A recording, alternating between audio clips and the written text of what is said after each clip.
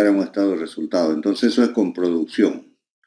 Eso es detallando cuánto vamos a producir por año, por cuántos años va a ser el plan y todo eso. Ok, está bien, gracias. ¿Alguna otra pregunta? A ver, aprovechen jóvenes para que despeguen sus dudas y avancen rápido con sus trabajos.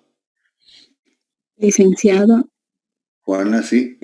el tema de la financiación, ¿uno lo puede poner de acuerdo a lo que le convenga o Sí, la financiación, por ejemplo, si yo en la línea de base, si no tengo un financiamiento, no tengo nada, no le queda en blanco. Paso, o sea, no pongo eso.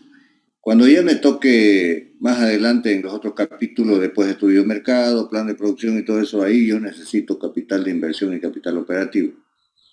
Y ahí es lo que tenemos que hacer presupuestos y no va a salir cuánto necesitamos.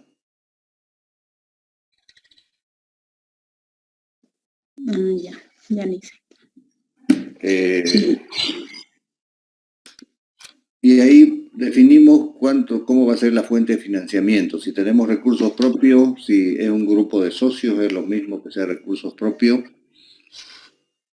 Si vamos a financiar, si vamos a poner aporte propio y parte financiado, eso se define ya cuando dice abajo, en la parte más abajo, el tema financiamiento.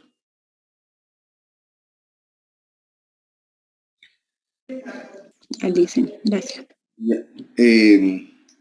Voy a hacer, mientras ustedes ven qué preguntas o qué consultas, voy a hacer un resumen, creo que es importante, que a mí me toca estar en la coyuntura de las situaciones de la actividad agropecuaria. No sé si ustedes han visto por los medios de comunicación hoy día, ayer o estos días que se viene hablando, por ejemplo, de una sequía fuerte en la zona del Chaco. No sé si han visto, le han tomado atención o han escuchado algo. Me gustaría brevemente tocar el tema porque la competencia es conocer todo sobre la actividad agropecuaria. Y también aprovechamos para ver las cosas coyunturales, no solo las cosas históricas o las cosas futuras que se pueden venir en Bolivia o en el mundo para la producción agropecuaria.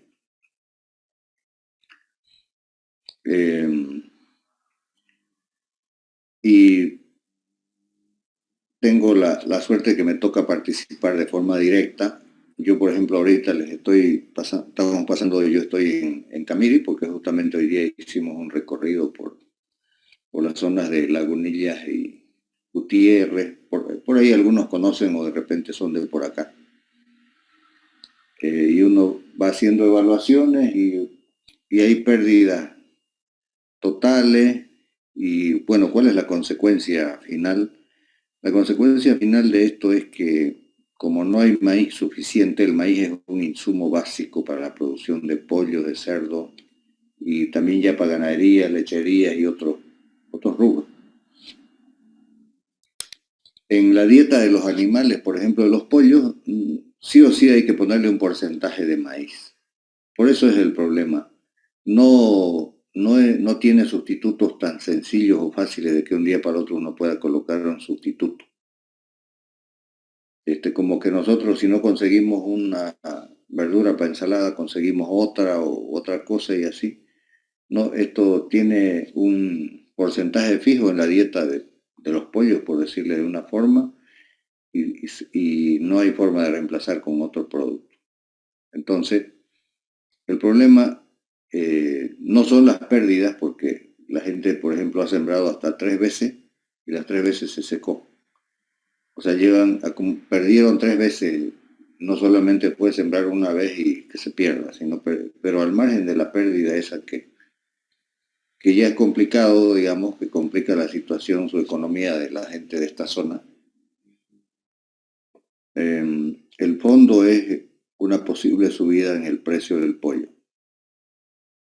¿Por qué? Porque sencillamente el precio máximo que aguanta un productor de pollo son 60 bolivianos el quintal de maíz. Hasta ahí trabaja en equilibrio. Si el maíz se sube de 60 para arriba, empieza a perder. Y en este momento la información que tenemos es que está como a 105 bolivianos el quintal, porque bueno, no hay maíz en nuestro país. La sequía afectó y la sequía afectó también al mundo. En el mundo las cosechas fueron insuficientes y la guerra también afectó porque Ucrania y Rusia son grandes productores de maíz y de sorgo y de trigo y no están, primero que no sacaron lo que deberían sacar, ellos son grandes exportadores de estos productos. Y segundo, que esta es la época de siembra y ellos están en plena guerra y por lo tanto no están sembrando nada. Así que todo ese panorama de esto, la perspectiva, nosotros analizábamos ya desde el mes de febrero de que había que importar maíz urgente porque iba a faltar. Pero llegó el momento de que la consecuencia más delicada es cuando la gente no puede comprarse los alimentos al precio que puede pagar y lo suficiente. Y en este caso el pollo está empezando a subir en algunas plazas del país. Creo que ayer ya se registró 19 bolivianos en Cochabamba y bueno, no sé, porque tiene un ciclo corto de 40 días, todos sabemos que los pollos, desde que están chiquititos, de que nacen hasta que salen a los pollos a la brasa o a cualquier lugar, son 40 días. Y si en una le fue mal, pues la gente normal, cualquiera de nosotros haría lo mismo, ¿no? Nadie va a trabajar para perder su capital.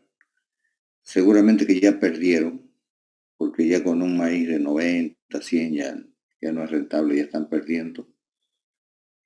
Y lo que hace como cualquiera o haríamos nosotros es dejar de producir. Simplemente no comprar pollitos bebés y que el galpón se quede cerrado un tiempo hasta que vemos que la situación mejore. Y la situación del maíz parece para largo. Fíjense cómo un tema derivado de un fenómeno que se ha generado en el mundo en estos últimos 6 meses, desde el año pasado, finales del año pasado y principio de este año, de sequía, baja producción de maíz en el mundo, nos empieza a golpear. Y para rematar, aquí se genera la sequía y ya nos hace perder cualquier cantidad de hectáreas de producción en Bolivia. Se está perdiendo toda la producción del Chaco cruceño, del Chaco chuquisaqueño y del Chaco tarijeño. Un gran porcentaje de la producción nacional. Les explico así rápidamente para conocer cómo afectan, cómo la crisis en un sector o en un rubro afecta y golpea a la cadena, a los otros sectores. Y fíjense cómo se puede resolver. Primero, la escasez de maíz se puede resolver importando en el corto plazo. Es para que entendamos. Teníamos que importar de Argentina, no había más, lo más cerca que tenemos es Argentina. Pero, ¿qué se viene para el largo plazo? Yo les he mostrado los rendimientos a ustedes en las primeras clases de que nuestro rendimiento es por debajo de la media de la región. Nosotros somos el último. Solo para que se acuerden, Argentina produce 8.33 toneladas, o produjo en 2021, 8 toneladas, poco más, 8.33 toneladas de maíz por hectárea. Y nosotros llegamos a producir 2.65 en 2021 en promedio, 2.65 toneladas. O sea, 3 veces más, un poco más de 3 veces produce Argentina. ¿qué genera ese rendimiento bajo, el último de la región de nosotros? Genera que la gente ya no quiera sembrar maíz y que cada vez sembremos menos maíz porque no es rentable. Todas las actividades son para ganar. No hay alguien que lo haga por deporte o porque le gusta hacerlo y no importa si pierde. Tiene que ser muy casual eso que ocurra a alguien que lo hace solamente por algún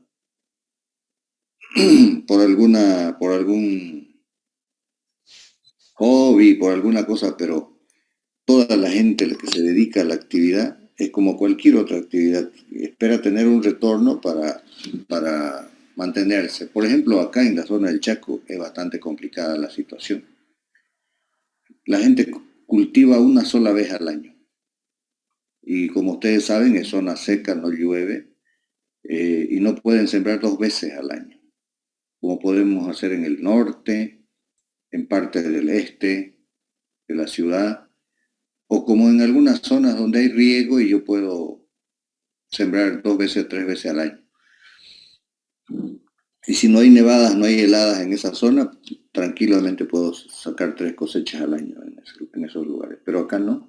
Acá el cultivo es sin riego y además las precipitaciones son muy escasas. Imagínense, han perdido cómo será la situación en adelante de esta gente, porque ellos, de una cosecha al año, su ganancia les permite vivir, comer, mantener a su familia, pagar sus créditos todo el año. Y si no hubo cosecha, perdieron el capital más bien que invirtieron. Ese es el panorama. Así que, ¿cómo se resuelve? El problema de fondo aquí es cómo resolvemos para que la gente se anime y vuelva a producir maíz, porque nosotros antes de 2015 éramos exportadores de maíz y resulta que ahora necesitamos importar.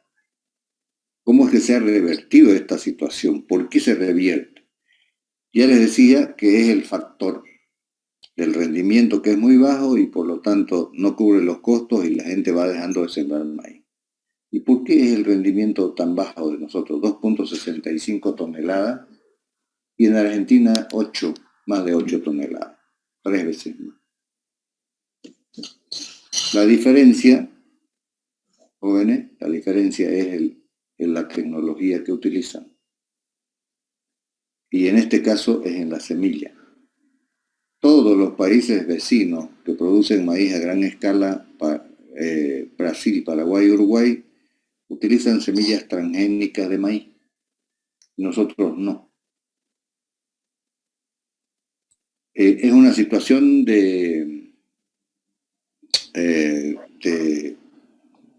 difícil, complicada, el tema porque si tenemos demasiada subida del precio del pollo o escasez, ustedes saben que es la principal carne de consumo de los bolivianos. Esa es la carne que más consumimos.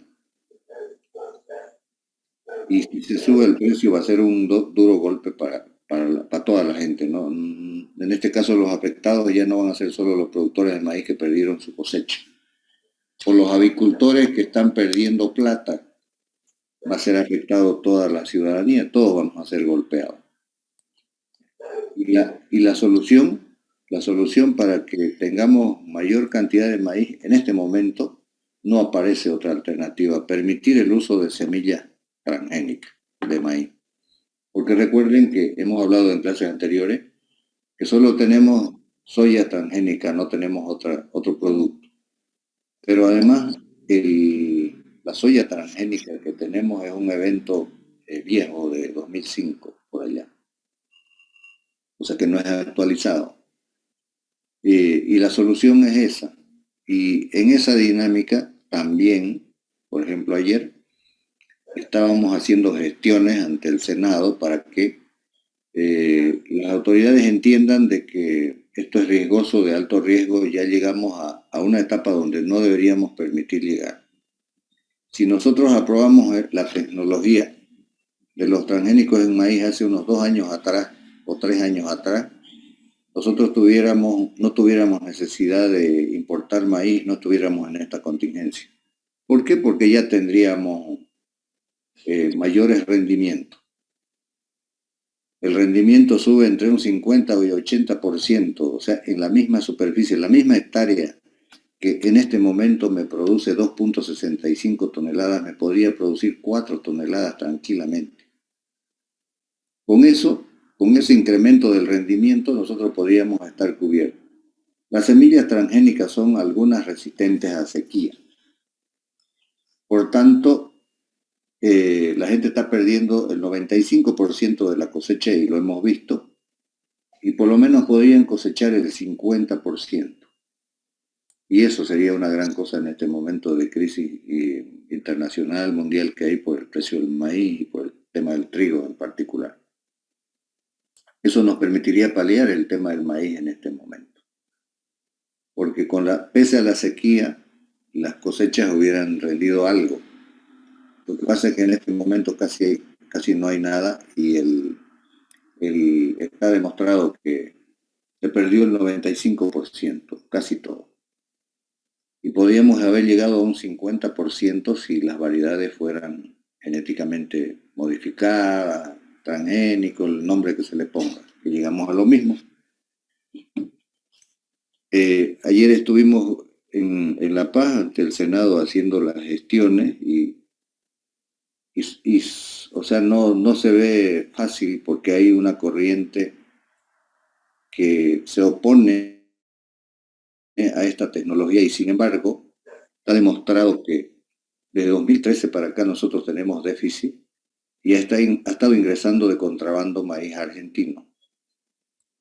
Y ese maíz que ingresa a la Argentina es transgénico. O sea que estamos consumiendo hace rato ya maíz transgénico, pero que no producimos nosotros. Licen, una consulta. Sí, José. Usted que sabe más, digamos, y que está ahí en la coyuntura, no sé si nos puede hablar un poco de por qué, digamos, se oponen a la importación de esas semillas.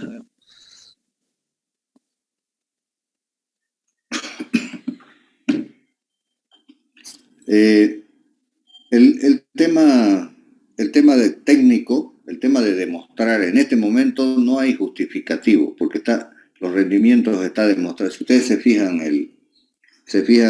su material ahí, todo lo que vimos en la primera clase, van a encontrar el rendimiento.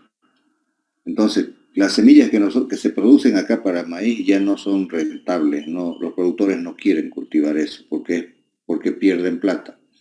Entonces, es un tema que ha llegado a un escenario político y cuando las cosas llegan, se politizan demasiado, ocurre lo que está ocurriendo ahora, que ya llegamos a la etapa final, que es la afectación a la población, al ama de casa, que todos los días tiene que ver cómo hacer la comida, ¿no?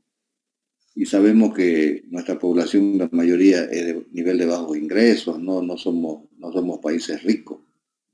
Entonces, si el pollo es la mayor carne de consumo, es justamente un reflejo de eso, porque es barato, porque es accesible a todo bolsillo y por el nivel de ingresos que tenemos. Entonces, los números se demuestra por donde sea que los países vecinos producen 2,5 a 3 veces más que nosotros. Que llegó el problema y no tuvimos cómo enfrentar en este momento y tenemos que buscar la forma de importar ese producto. Y sigue subiendo el precio. Se hizo antes una campaña de decir que este tipo de semillas eran dañinas para la salud. Bueno, le pusieron una imagen, más o menos, como que yo agarre y diga que uno de ustedes, que José, vamos a decir así, José, no sé, pues le pongo alguna cosa que le digo que es copión, que no sé qué, alguna cosa, solo utilizando como ejemplo. Pero después, o les digo que es un mal compañero y que no se deben reunir nunca, que no deben hacer algún trabajo. Pero la realidad me lleva a esto, a que tenga que admitir que al final es la solución del problema, que al final que José nos va a que lo necesito para resolver un problema y que tiene que estar en el grupo, que no hay otra opción, que es la solución. Entonces, ¿cómo hago yo para, después que les dije que él, que había que separarlo del grupo, que tenía que estar lejos, cómo hago yo para convencerlos a ustedes de que no, es un buen tipo y tiene que estar? Después que les dije, les vendí una historia totalmente, una teoría totalmente diferente. Una imagen totalmente diferente. Entonces, el tema se ha convertido en político. Cuando uno habla con las autoridades, ellos están de acuerdo que no tenemos más opción, pero no dan el paso. Porque esto no es tema de plata, esto es tema de una normativa, de la firma ni siquiera de ley. Algunos dicen ley, pero está demostrado que con un decreto se puede. Y se puede normar qué tipo de variedades, qué tipo de semillas pueden ingresar, para que nuestra gente, por ejemplo la del Chaco o la de donde esté, pueda estar mejor preparada para enfrentar las sequías, el tema climático, y que no tengamos contingencias en nuestra seguridad alimentaria, en que algunos de los productos básicos como es el pollo se nos suba demasiado de un día para el otro. Entonces,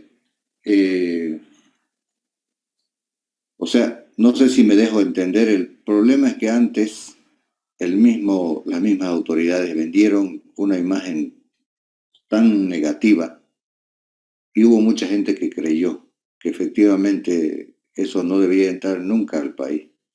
Sin embargo, no cultivamos, pero está lleno, porque llega de contrabando.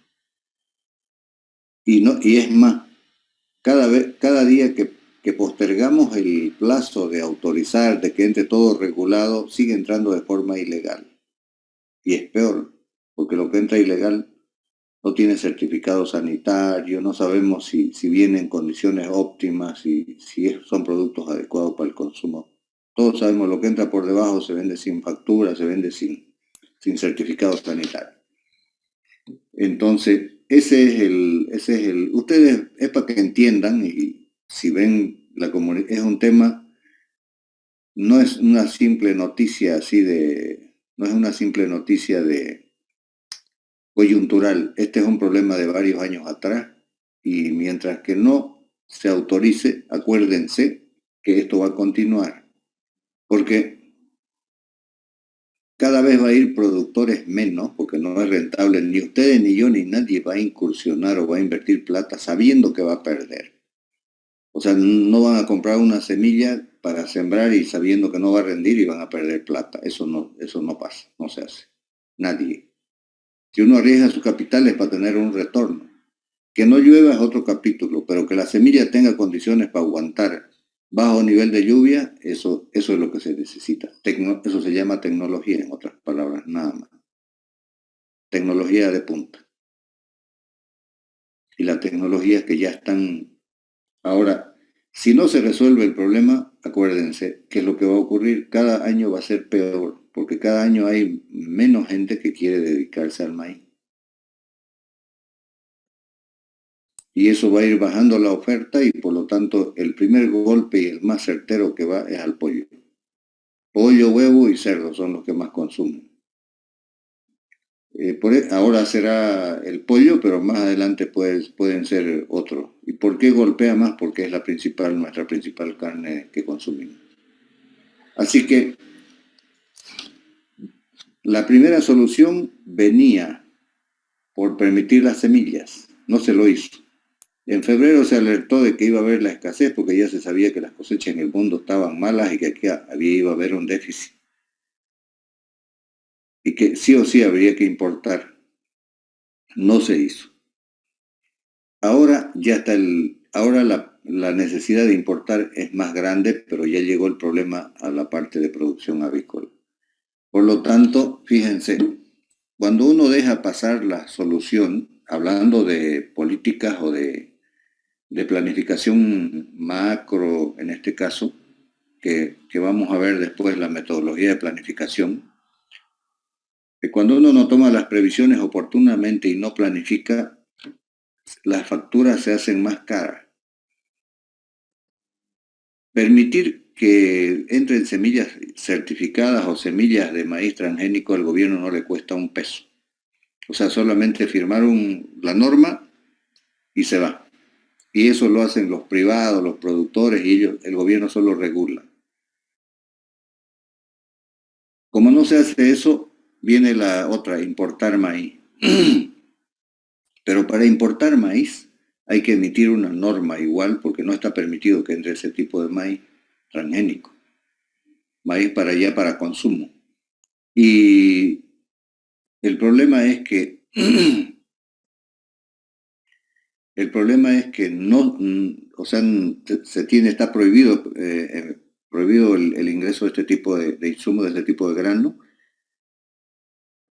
Y si se lo hace, tiene que hacerse para las dos cosas, para semilla y también para consumo. Y el problema es que no hay maíz que no sea transgénico en el mundo para traer. Porque si habría, no habría problema, no estaríamos tocando el conflicto. Se importaría maíz de otras partes, de donde haya, pero el problema es que no hay. Por eso las autoridades están en un conflicto serio ahora. Porque antes no hicieron un análisis técnico realista para tomar las decisiones y no enfrascarse en una posición o en un discurso que a la larga les iba a cobrar factura. Como no se importó maíz transgénico, va a ser difícil que si falta pollo, importemos pollo. Sale más caro, sale más difícil y ya ahí o sea, se puede ver obligado, como ocurrió en otras oportunidades, a importar azúcar, por ejemplo. Y es más difícil importar productos de afuera. Peor, la logística para importar pollo en un rato que tengamos demasiada subida de precio, ¿cómo le hacemos para abastecernos con pollo? Tal vez entrará, si se pone muy caro acá, entrará de las fronteras de contrabando. Pero se dan cuenta económicamente qué complicado, están quebrando, estamos perdiendo empleos en la parte de producción básica. Luego estamos perdiendo empleos en la producción de maíz, luego perdiendo empleos en la parte de producción pecuaria, porque las granjas, si el precio empieza a subir, es porque los granjeros no están cargando sus granjas con pollito. Y eso significa, un galpón significa un trabajador menos durante un mes. Si yo no cargo mi granja, ¿para qué voy a contratar personas? Va a estar paralizado un mes. Pues no habría con qué solventar los gastos de salario.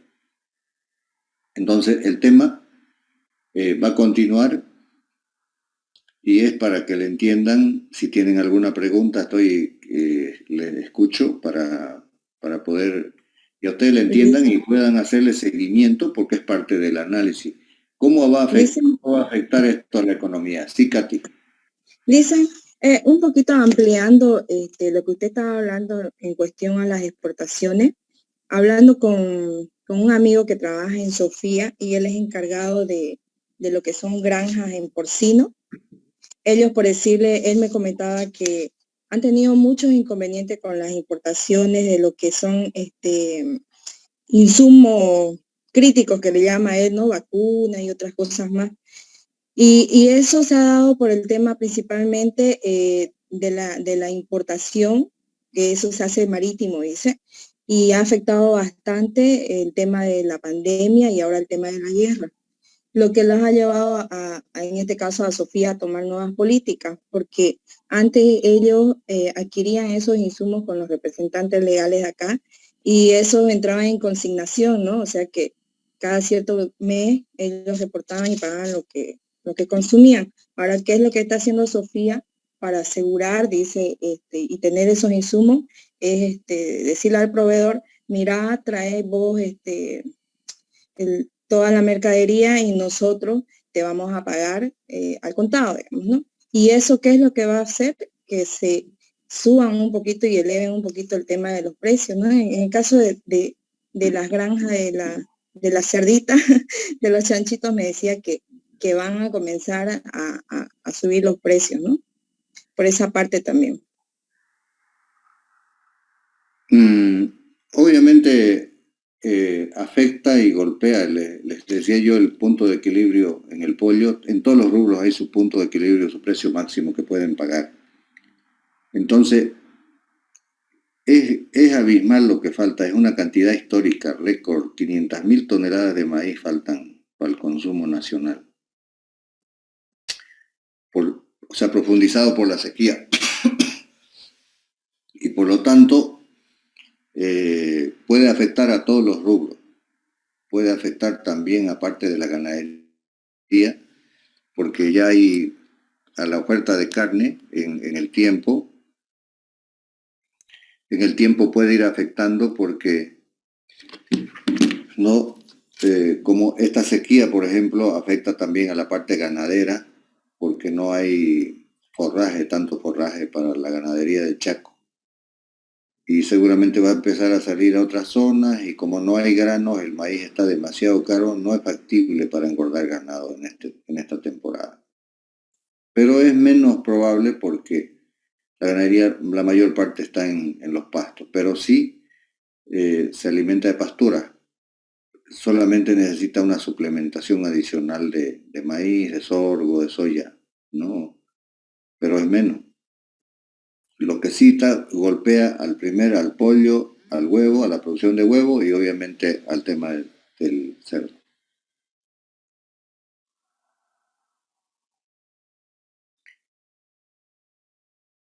¿Alguna otra pregunta?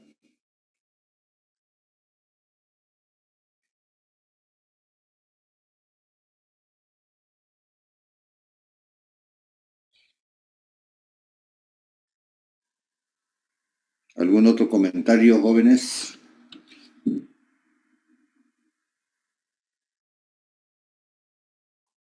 ¿Alguna duda tiene alguien sobre la guía de planificación?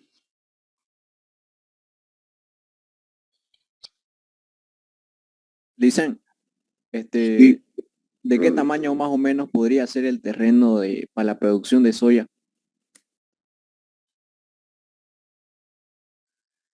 Hágame de 100 hectáreas para arriba, no menos de eso. Es muy...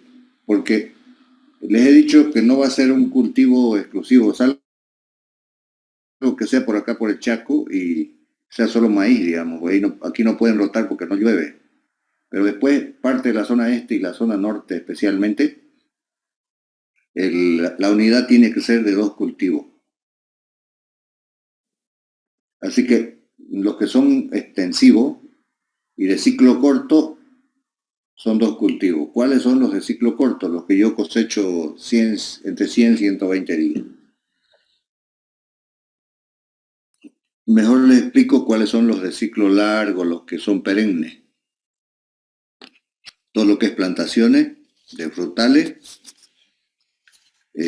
ahí no puedo rotar porque las plantaciones tienen vida útil de varios años, o sea, de producción de varios años.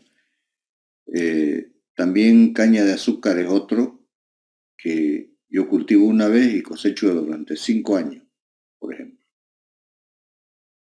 Entonces la rotación tendría que venir después de eso, en todo caso, después de los 5 años. Los otros, y donde esté ubicada la unidad productiva, sí hay que hacer la combinación con otro cultivo.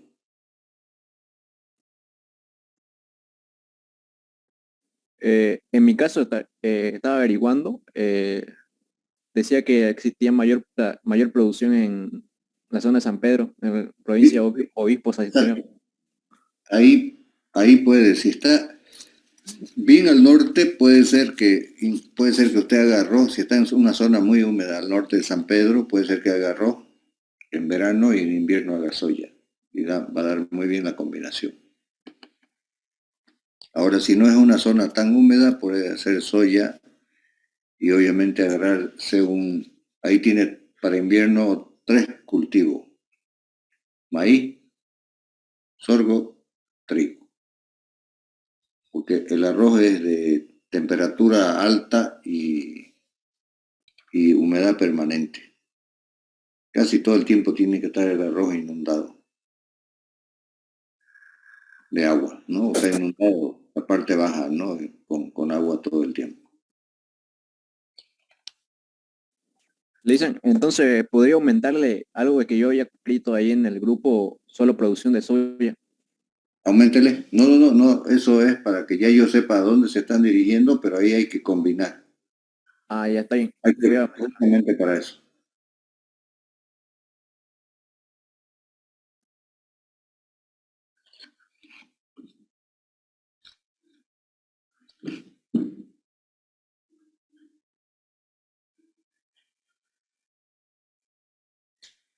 Vamos a iniciar con es una parte histórica un poco para ir conociendo cómo ha evolucionado la producción agropecuaria.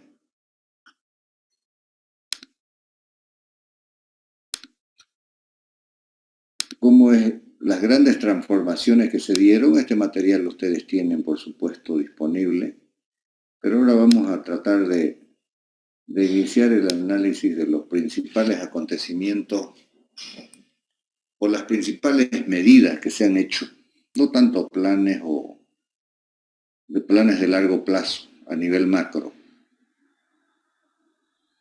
Las grandes transformaciones que se han hecho tanto para el sector agropecuario como para la economía en su conjunto, y otros que se han hecho en la economía en su conjunto y han afectado al sector agropecuario. Y una primera medida que vamos a analizar ahora y que ustedes seguramente de paso han llevado en algunas otras materias, estoy seguro que han llevado, por eso quisiera que participen, es el Plan Bohan. Y está la fecha, 1942. Y quiero que empecemos dinámico participando y les hago la pregunta. Si ustedes han leído cómo se encontraba la economía, cuál era la situación económica, las principales características que había previo a esto, en 1940, 1941, cómo estaba la situación económica del país en general, en líneas generales. A ver, ¿quién se anima? Adelante.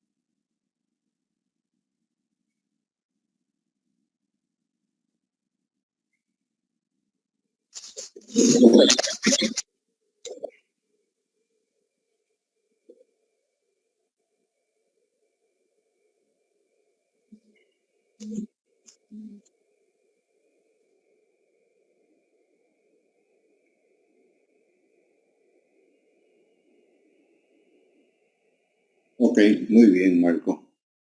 ¿Alguien más quiere complementar?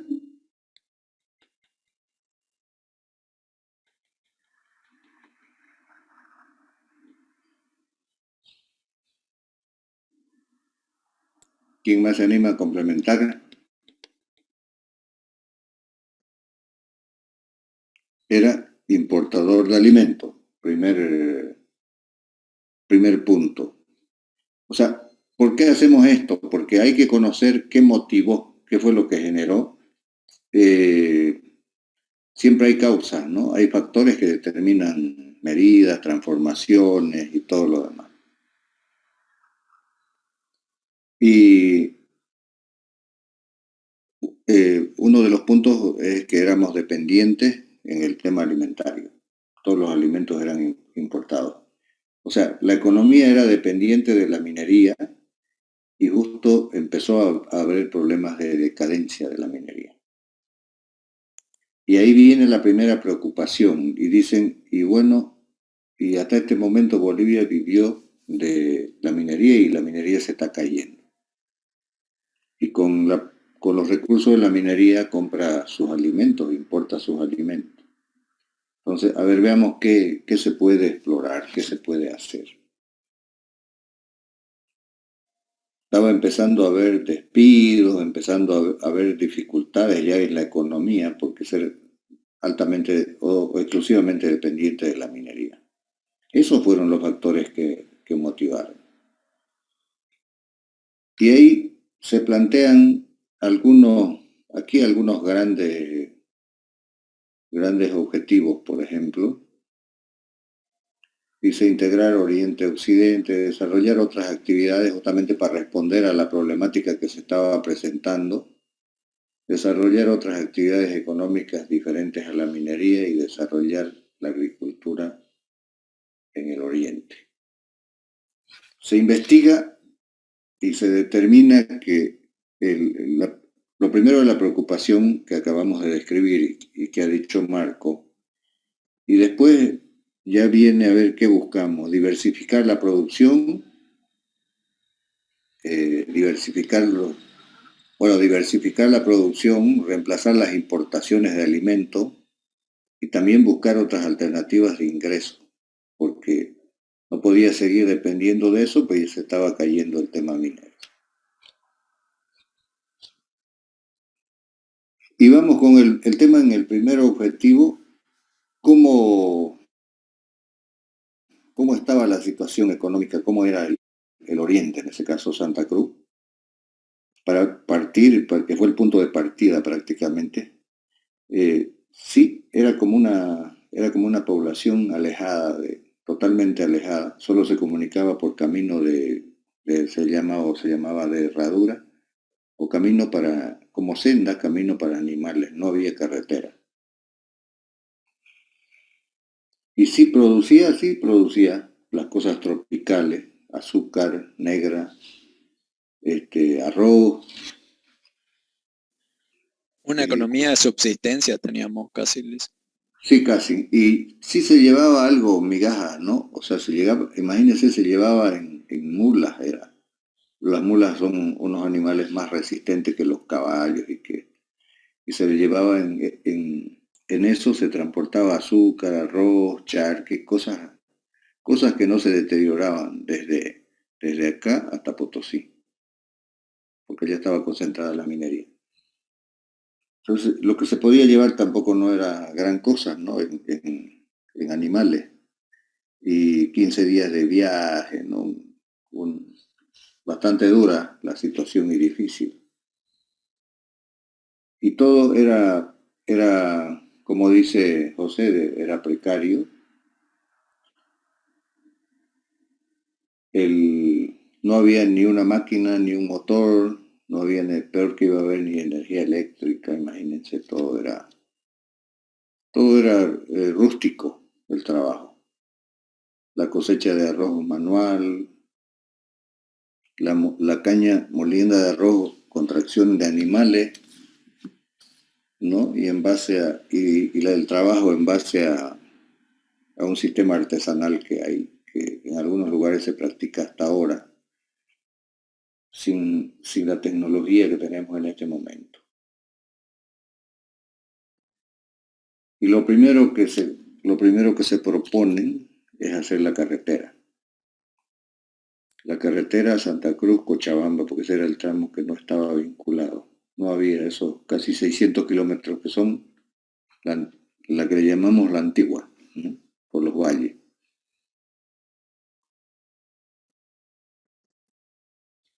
Ese es el primer paso: construir la carretera.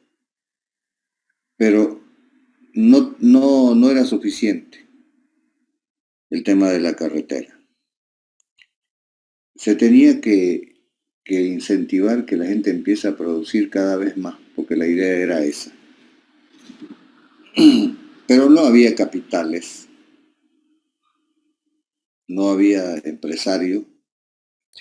Si todo era de subsistencia, se supone que eran pequeños productores. Hasta ahora, incluso ahora ya los pequeños productores tienen equipos, tienen maquinaria. En esa época puro pequeño productor, pero era manual el trabajo, de subsistencia, muy rústico, y digamos, al aperturar la carretera, tampoco había la producción tan grande, iba a haber. Y desde ahí se planifica y dicen, a ver, tenemos que ir a avanzar de forma más rápida en el tema de sustituir las importaciones de alimentos. Y ahí hizo una referencia, Marco, de que se crearon las corporaciones. ¿Y para qué se crearon las corporaciones? Para hacer frente al tema de desarrollar las cadenas productivas. Porque si se incrementaba la producción de arroz con el objetivo de reemplazar las importaciones de arroz que llegaban a Potosí, ya no iba a ser suficiente o no se iba a poder abastecer por más que se produzca cualquier cantidad, digamos, el beneficiado, que es el secado y pelado de arroz, ¿no? Que esté ya en condiciones de consumo, de forma manual para cantidades mayores. Y como no había empresarios, nadie, no había capitalistas en esa época, el gobierno crea las corporaciones, ¿para qué? Para que hagan estudios y realicen las inversiones, directamente inversiones públicas. Instalación de ingenios arroceros, el primer ingenio arrocero. Y de esa forma se fueron desarrollando todas las actividades, porque no había empresarios, no había capitales, no había quien lo tenía que ser el sector público. Se hace en ingenio arrocero, se crea el primer ingenio azucarero, porque la única era azúcar negra y en pequeña escala no había azúcar blanca. Se hace las primeras, posteriormente, después otra actividad que vino rápido fue el tema de desmotadoras de algodón, pero las primeras fueron los ingenios arroceros y los azucareros. Una segunda etapa viene las desmotadoras de algodón y las industrias aceiteras. Y así sucesivamente va, y luego viene la PIL. También la PIL fue creada un poco más adelante, pero en ese paquete de emprendimientos hechos por el gobierno, porque no había, nuevamente reiterando, capitales privados en esa época. Tenía que ir a la par. Se estaba incentivando que se incremente la producción en el oriente y la escala ya no era de trabajo manual. Y para que no fracase y para que sea efectivo tenía que implementarse lo que faltaba complementar a la cadena, que era el procesamiento. Y así, y de ahí podríamos decir, ese es el punto de partida del desarrollo del Oriente. Claro, el plan no solo miró el tema de hagamos la carretera porque hay que vincular a Santa Cruz con el resto del país. Vamos a vincular porque hay necesidad de desarrollar esa zona y hay que hacer inversiones allá para que se desarrolle. Y ese fue el punto de partida. Por tanto, cuando todas las primeras empresas e industrias que aparecieron acá no fueron de capitales privados, fueron del sector público, para que nos quede un poco claro. Y ahí uno llega a la conclusión, sí fue el punto de partida, el plan Bohan fue el punto de partida para que se desarrolle la agricultura o la cadena agropecuaria en el oriente. ¿Alguna pregunta o algún comentario, por favor?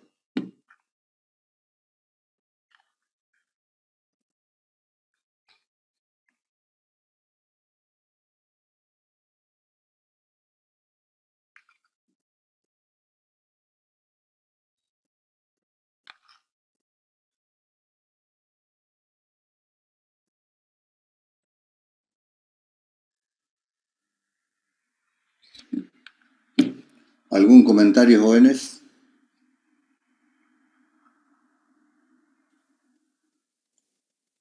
En cuestiones de la producción transgénico, ¿qué es lo que frena o qué es lo que se necesita para poder llevar esas producciones, digamos, acá en Bolivia, aquí en el oriente, digamos?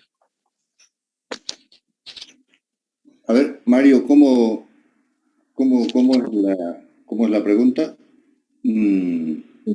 ¿Qué mecanismo se necesita, digamos, o qué política se necesita para que se pueda llevar a cabo, digamos, con las producciones transgénicas acá en Bolivia, digamos?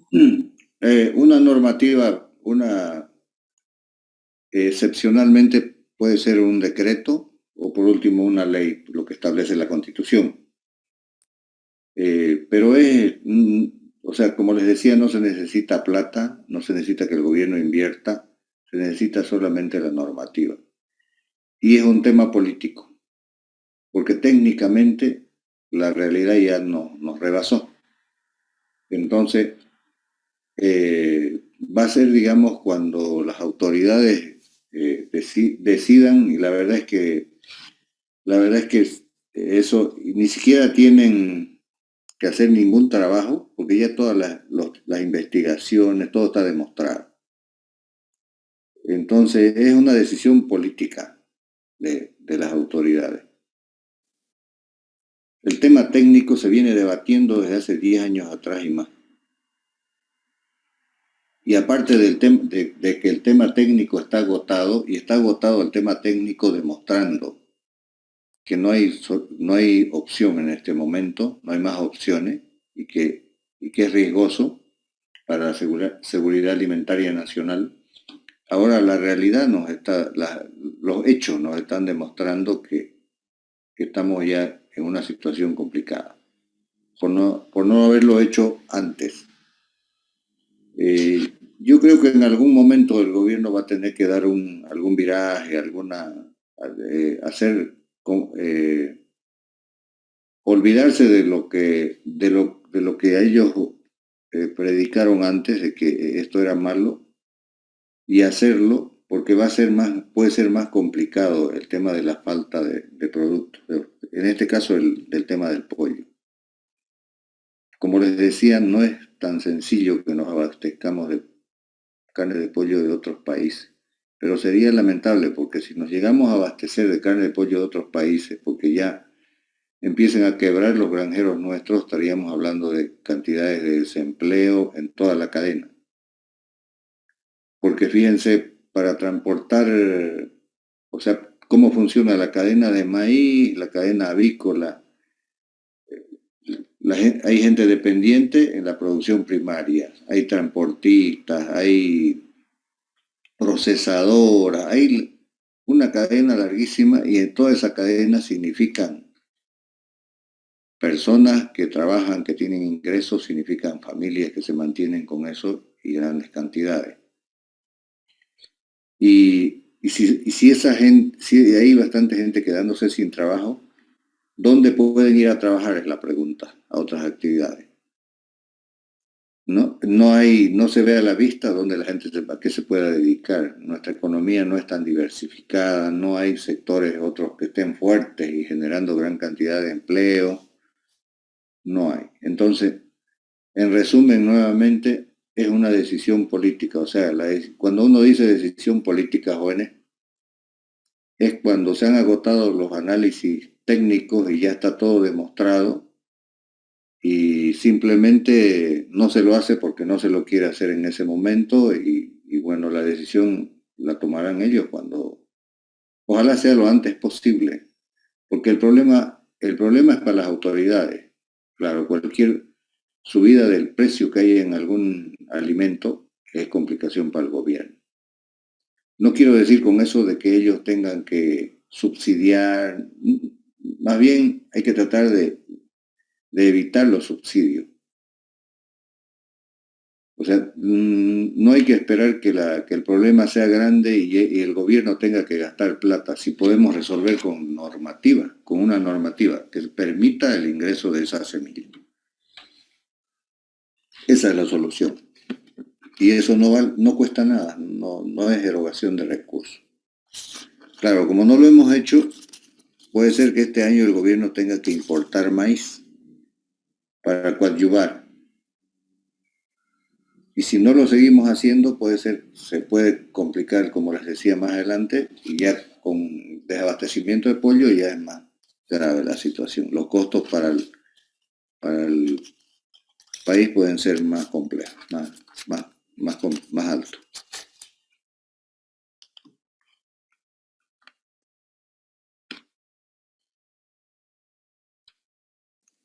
Licen, dos Sí, preguntas así, bueno, una media rápida y la otra es más como una opinión.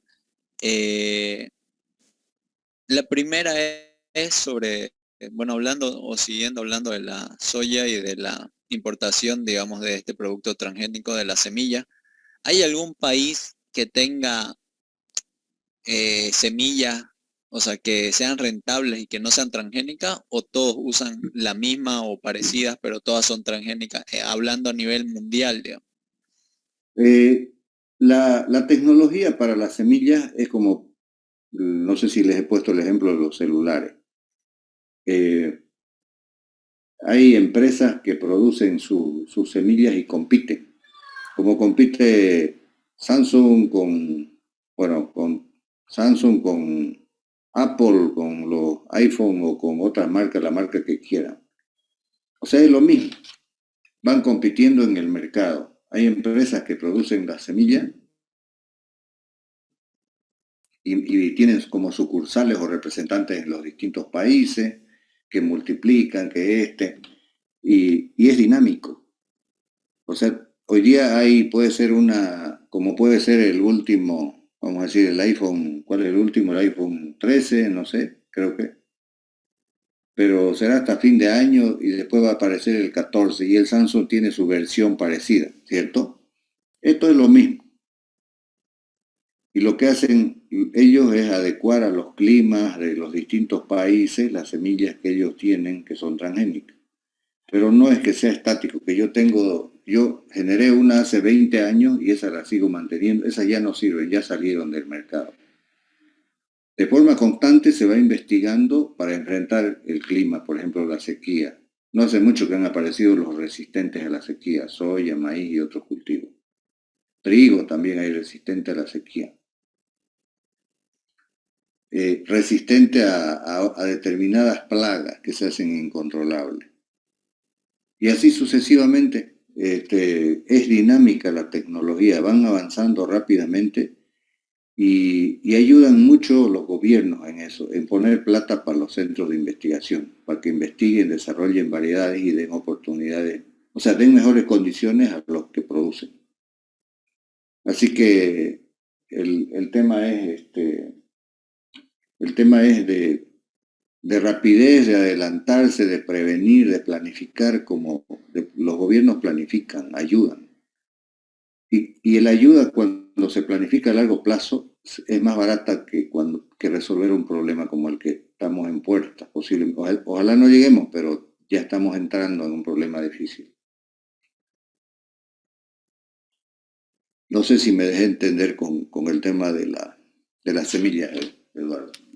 Sí, Licen. Y la otra cortita es, bueno, entonces, no sé, digamos, planteando un motivo, digamos, del gobierno, estas semillas no son demasiado caras, digamos, para la gente que produce a menor escala o algo así, que del gobierno se escude en eso o algo así. Es que si no, no hay lógica, digamos, ¿por qué no aprueban eso? ¿Por qué a menor ¿Qué hay escala? detrás de ello? O sea, productores, digamos, pequeños, familias que obviamente producen igual pero más de subsistencia. Porque me imagino que tanto ellos como los de productores a mayor escala de este producto, igual producen con la misma semilla que obviamente ahora mismo es menos productiva, ¿no? O menos rentable, que tiene menos rendimiento. Eso. A ver, cuando hay un segmento de la población que cree que vamos a consumir eso y nos vamos a enfermar, nos va a pasar algo. Lo que no, ¿por qué? Porque hubo una campaña en años anteriores que eso era malo, que era dañino para la salud, así de frente y claro. Eso caló en un porcentaje alto de la población, de nuestra población. Claro, no todos tenemos la obligación de investigar, de ver qué es lo que pasa, pero lo que la gente no sabe es que consumimos hace rato y consumimos esos productos que vienen de afuera. Y vamos a seguir consumiendo cada vez más. ¿Por qué? Porque todos los países vecinos están investigando y desarrollando mayor cantidad de transgénicos todo el tiempo. Les decía yo que es dinámico. Empezaron con un evento en soya y deben ir por el evento 40 o 50. Quiere decir que han ido metiendo más, adecuando, modernizando. Y lo mismo pasa en otros, y están avanzando en otros cultivos. Y uno de los más avanzados es Argentina, vecino nuestro, frontera larga. Ellos han ido avanzando en esa tecnología, han hecho investigación en el tema salud, en el tema medio ambiente, todo. Pero acá hubo una campaña muy fuerte y que se quedó gran parte de nuestra gente con ese mensaje de que esto era malo. Y no saben que consumimos hace rato y cada vez más lo que viene de afuera. Todos los productos que vienen de afuera, Argentina, Brasil, no necesariamente que venga pollo, que venga choclos enlatados, por ejemplo. Hasta hay chicles, les cuento que se van a fijar en algunos chicles que vienen con un sellito rojo y dice hechos con OGM, dice ahí. O sea, hay cualquier cantidad de productos que vienen con eso. Si viene choclo enlatado, es choclo transgénico, si es argentino, pues o es brasilero. Y así otros productos, refrescos, por ejemplo. Hades, un refresco que mucha gente lo consume. Tiene soya y tiene maíz, y los dos son transgénicos. O sea, así podemos hacer una lista larga de productos que nosotros consumimos y que conocemos, que vienen, que ya llega. Entonces, el problema está en la campaña que se hizo. Si fuera otro, o sea, el conflicto es, el ejemplo que yo les ponía hace rato, de que yo les digo que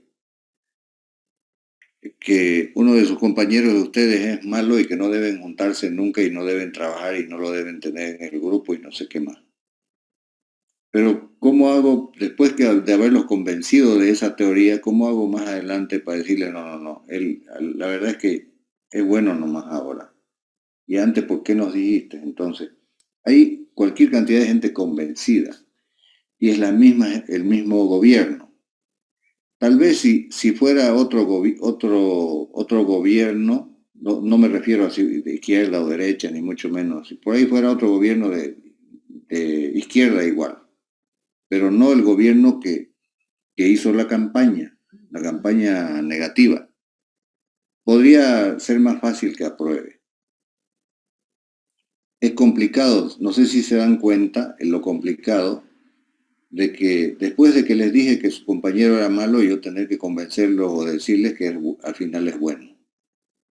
O sea, ustedes no me van a creer, o los que no me han creído al principio, van a decir, dijimos, verdad, nosotros por eso no le hicimos caso, pero si un porcentaje de ustedes me hizo caso, se van a decepcionar, porque van a decir que soy un mentiroso. Entonces, políticamente, eso, aparentemente es eso lo que le tiene miedo el gobierno, al efecto político negativo.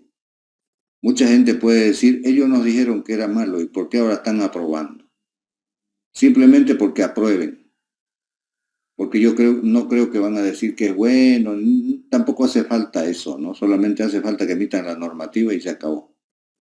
Y al emitir la normativa, ellos tácitamente están admitiendo que lo que dijeron antes no corresponde, es mentira, es falso. Y eso obviamente tiene tendría posiblemente un costo político muy alto para el gobierno. Cuando uno va y charla con gente, especialmente de otros departamentos, y especialmente en La Paz y en algunos otros lugares, uno se da cuenta de la animalversión que tiene la gente contra este tipo de semillas.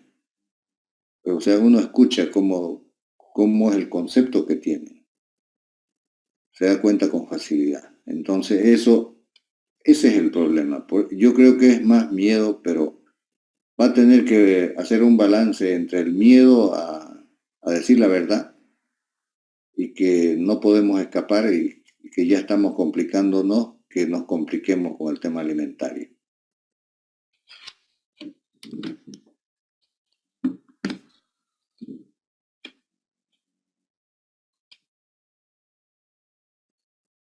¿Alguna otra pregunta?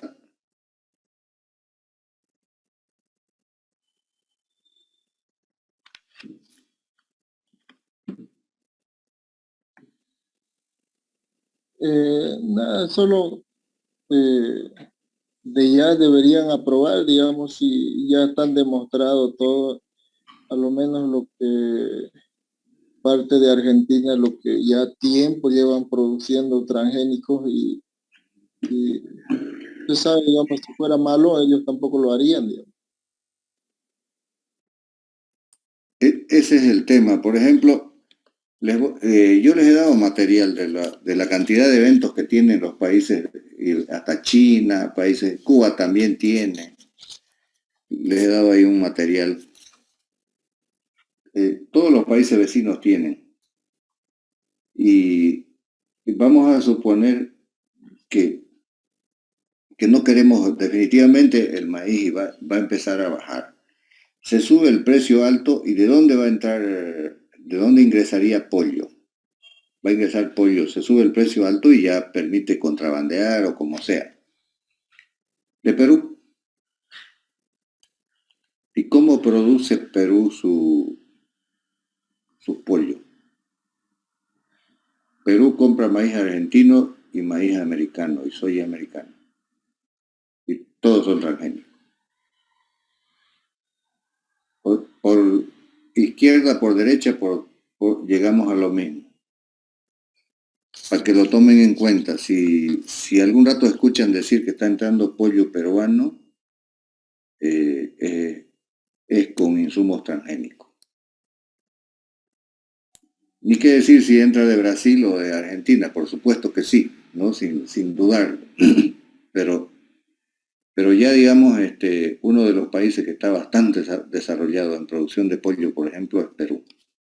Y que de a poquito a veces ingresa, ¿no? Pero ingresa ahí cerca de la frontera un poco. Pero pero si se sube el precio ya es negocio para ellos introducirnos bastante pollo. Y ese va a ser netamente con insumos transgénicos. Yo a lo que tenía entendido es que al gobierno no le queda más que este mes para decidirse, porque las cosechas de maíz en Argentina ya van a ser, ya falta poco y si no se deciden, bueno, pues esa cosecha la van a perder y van a tener que esperar si va a haber una gran crisis aquí en la sociedad, ¿no? Como los alimentos son indispensables, el pollo y demás. Así es. ¿Alguna otra pregunta, jóvenes?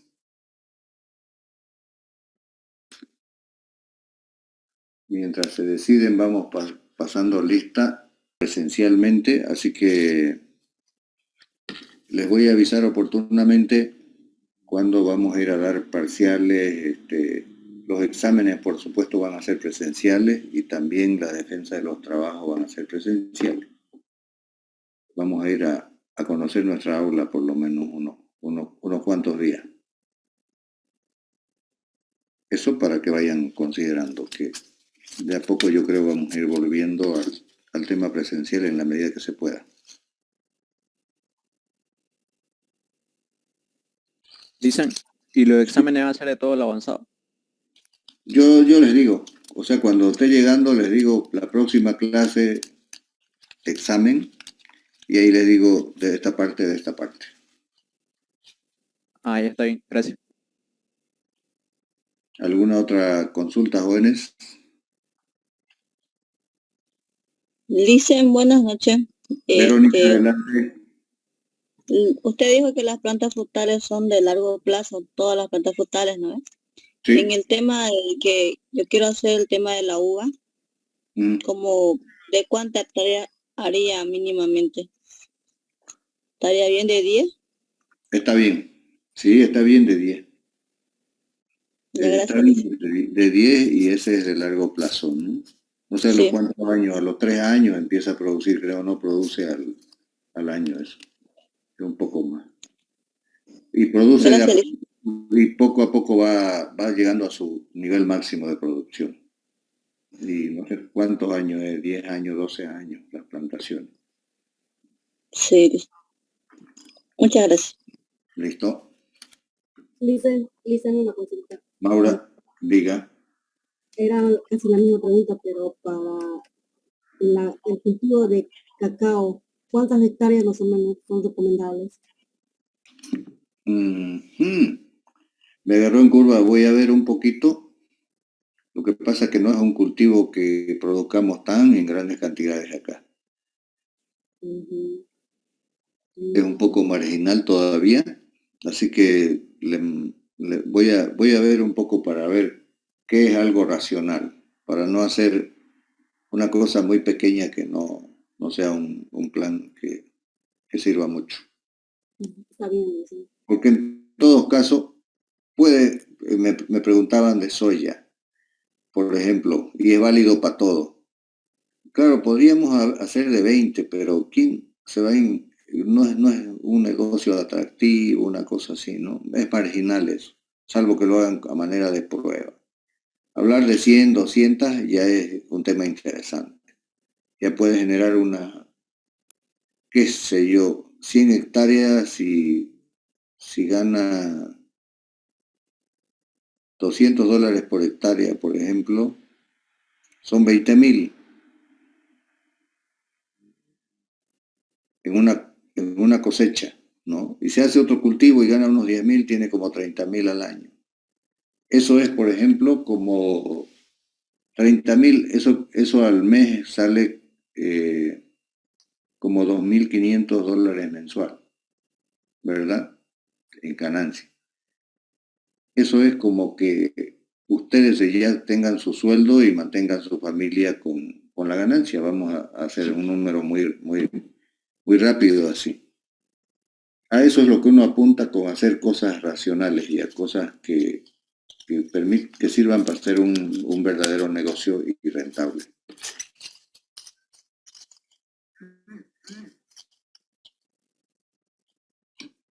¿Alguna otra pregunta? Voy a estar atento a que me hagan consultas sobre su trabajo y vamos avanzando rápido. No pierdan tiempo. Así sea fin de semana, lo que sea, igual. Poco a poco se nos van pasando el tiempo, las clases, y al final es complejo. Así que vámonos acelerando el avance.